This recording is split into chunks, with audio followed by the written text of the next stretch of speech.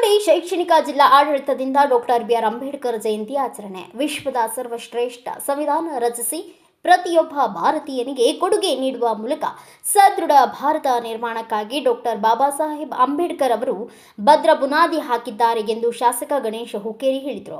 ಶೈಕ್ಷಣಿಕ ಜಿಲ್ಲಾ ಆಡಳಿತದಿಂದ ತಾಲೂಕು ಪಂಚಾಯತ್, ಪುರಸಭೆ ಹಾಗೂ ಸಮಾಜ ಕಲ್ಯಾಣ ಇಲಾಖೆ ಸಂಯುಕ್ತಾಶ್ರಯದಲ್ಲಿ ಮಂಗಳವಾರ ಸಂವಿಧಾನ ಶಿಲ್ಪಿ ಭಾರತ ರತ್ನ ಡಾಕ್ಟರ್ ಬಿಆರ್ ಅಂಬೇಡ್ಕರ್ ಅವರ ಜಯಂತಿ ನಿಮಿತ್ತ ಶಾಸಕ ಗಣೇಶ್ ಹುಕ್ಕೇರಿ ಅವರು ಚಿಕ್ಕೋಡಿ ನಗರದ ಬಸವ ಸರ್ಕಲ್ ಹಾಗೂ ಭೀಮನಗರ ಡಾಕ್ಟರ್ ಬಿಆರ್ ಅಂಬೇಡ್ಕರ್ ಮೂರ್ತಿಗೆ ಹಾರ ಹಾಕಿ ನಮಸ್ಕರಿಸಿ ಮಾತನಾಡಿದರು.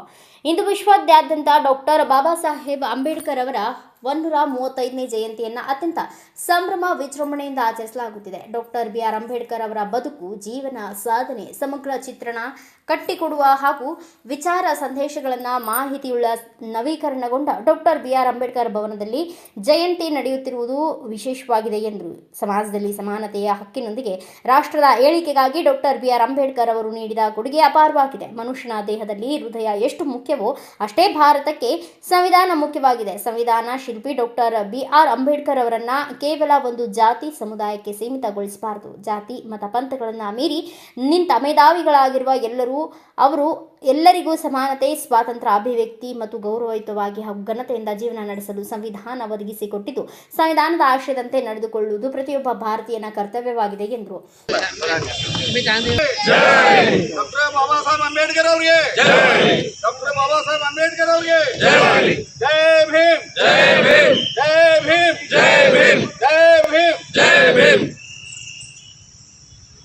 ಬ್ಯೂರೋ ರಿಪೋರ್ಟ್ ರಾಜು ಮುಂಡೆ, ಭಾರತ ವೈಭವ news, Chikkodi.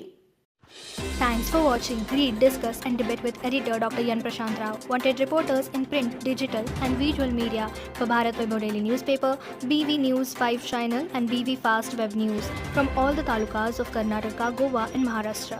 If interested, send your resume to 9019229369.